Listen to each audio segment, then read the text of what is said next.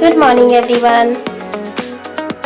एक बार फिर new design की तोरण के साथ बहुत ही सिंपल और सुंदर ऐसे सामान से बनाऊंगी जिसे हम लोग बिल्कुल यूज़ नहीं करते, जैसे सिलाई में बची हुई कतरन, रुई। अगर आप लोग को अच्छी लगे तो प्लीज़ लाइक एंड सब्सक्राइब ज़रूर करिएगा, ताकि मैं फिर आपके सामने दूसरी डिज़ाइन लेकर आऊँ।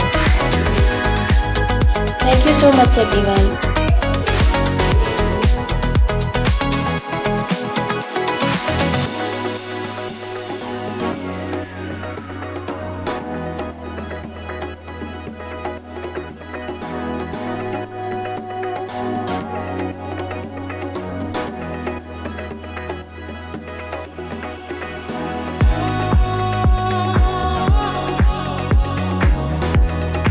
छोटे फैब्रिक